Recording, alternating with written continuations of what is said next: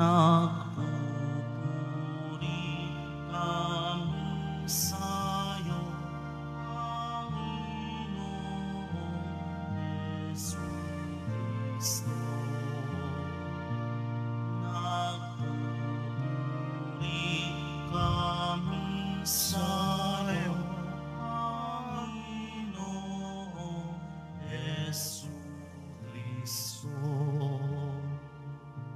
Nagpupuri kami sa'yo, Hari namin, Jesucristo. Masunurin kang Kordero sa katubusan ng tao, hain sa krus ang buhay mo. Nagpupuri kami sa'yo, Panginoong Jesucristo.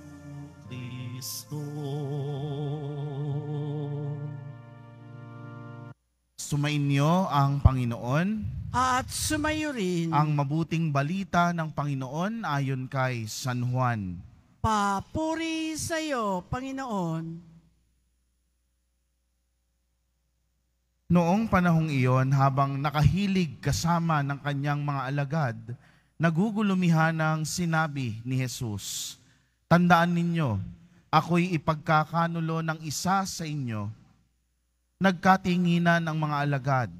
Hindi nila alam kung sino ang kanyang tinutukoy.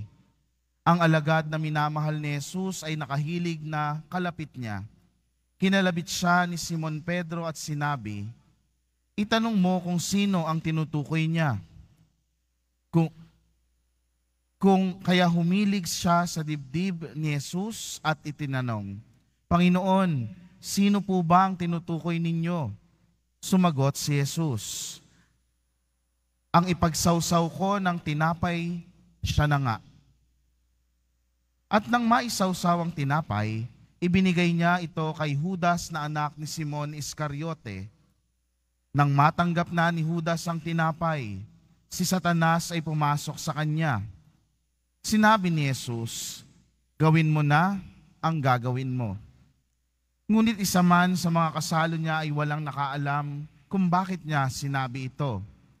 Sapagkat si Judas ang nag-iingat ng kanilang salapi, inakala nilang pinabibili siya ni Jesus ng mga kakailanganin sa pista, o kaya'y pinapaglilimos sa mga dukha.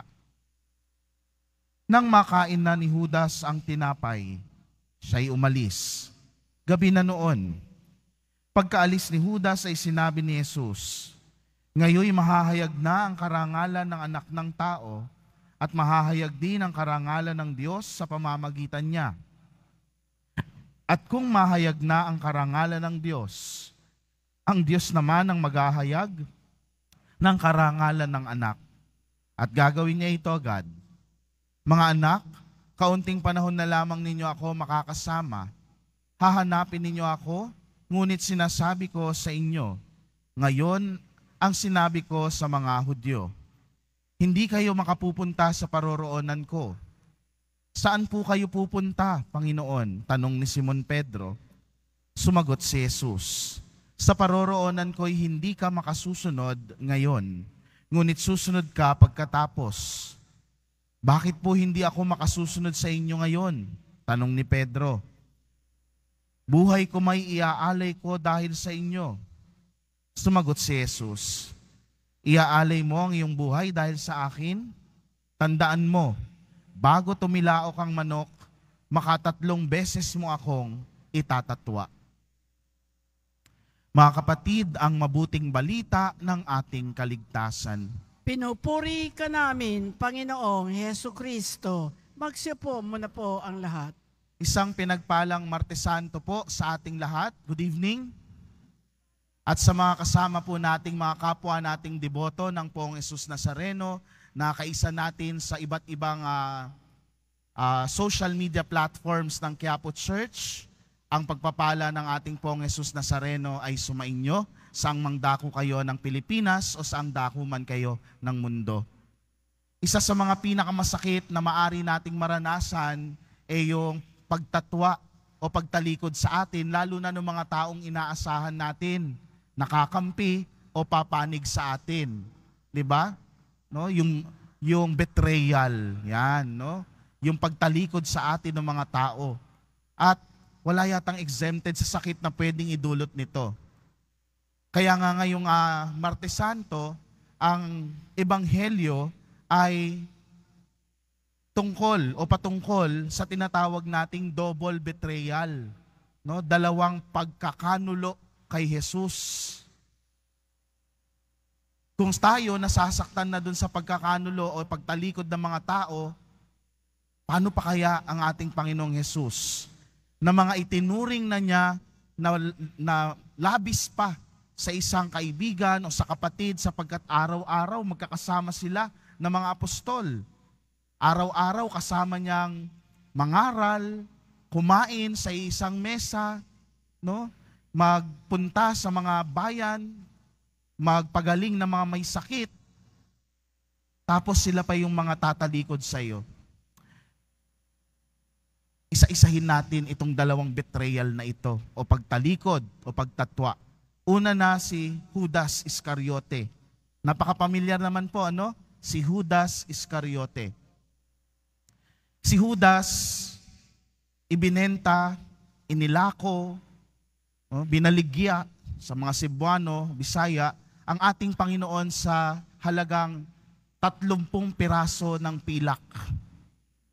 Mahal ba yun? Hindi. Kasi upa lang yun sa isang ordinaryong pastol nung panahon niya. Pero nais kong tingnan na bago pa man gawin ni Judas Iscariote ang pagtatatwa at pagtalikod, pagbenta sa ating Panginoong Jesus, ano ba ang naging tugon ng ating Panginoon? No? Sinabi ni Jesus kay Juan na nagtanong, sino ba yun, Lord? Sabi ni Jesus, kung sino man ang ipagsawsaw ko ng tinapay, no, siya na nga. Isipin ninyo yun. Alam na ni Jesus na siya ay tatalikuran ni Judas Iscariote, pero naisip niya pa na paglingkuran sa pamamagitan ng pagsawsaw ng tinapay at pinakain pa si Judas.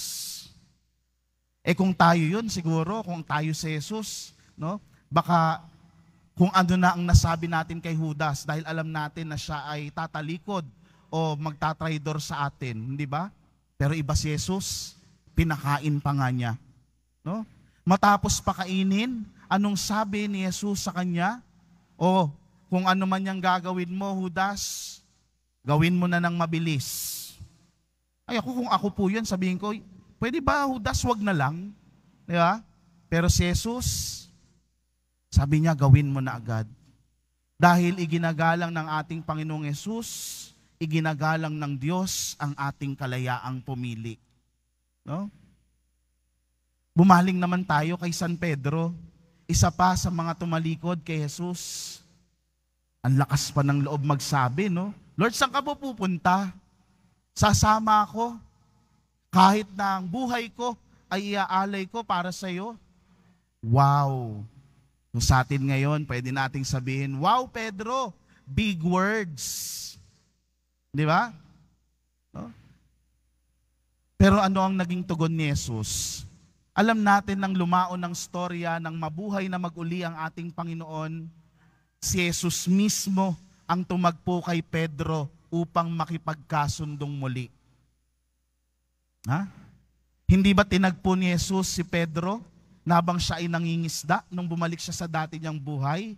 At nang tinagpo niya, nung nasa pangpang na sina Pedro at kasamang mga apostol, ipinagluto pa ng isda at ng agahan.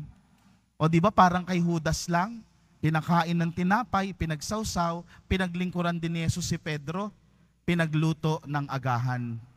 At matapos yon, no, 3 beses, makatatlong beses ding tinanong ni Jesus si Pedro, mahal mo ba ako? Hindi ba kayo nagtataka bakit 3 beses? No? Baka nakukulitan na si Pedro. Pero ito ang pamamaraan ng Diyos para ipaalala na siya mismo ang gumagawa ng paraan para makipagkasundo sa ating mga nagkasala at nagkulang sa Kanya. Maganda na makita natin itong double betrayal na ito, hindi lamang dahil istorya ito bago natin matunton ang pagpapakasakit, pagkamatay at muling pagkabuhay ni Jesus. Naroon na tayo. Pero ngayong mga mahal na araw, mainam din na makita natin ang tugon ng ating Panginoong Jesus sa tuwing tayo ay nagtatraidor, tumatalikod sa Kanya. Kapag itinatatwa natin siya dahil sa ating mga patuloy at paulit-ulit na pagkakasala. Bilang mga kapatid kong deboto, yan siguro ang nais nating maipaalala sa ating mga sarili, na ang Diyos hindi magsasawa sa atin na magbigay ng maraming pagkakataon para tayo ay magbalik loob, para tayo ay bumawi sa Kanya. Kaya naman yan ang panalangin natin ngayong mga mahal na araw, habang tayo ay papasok sa pinakarurok ng ating pananampalataya, ang pagkamatay at pagkabuhay na mag-uli ng ating Panginoong Hesus. Nawa, tulungan niya tayong mas maunawaan na ang misteryong Paskwal na ito na pakikiisahan natin ngayong mga mahal na araw ay ang pagkakataon na ibinibigay sa atin ng Diyos para makabawi, para humarap muli sa Kanya kung tayo man ay tumalikod at tayo ay magbagong loob o magbalik loob, no, sa ating Panginoong Hesus. Sa pakikiisa po natin sa mga araw na mga susunod, sa mga mahal na araw, nawa ay maipaalala sa atin na itong mga mahal na araw ay dahil sa pagmamahal sa atin ng Diyos at sa mahal na pagtubos sa atin sa ating mga kasalanan dahil mahalaga tayo sa Kanya.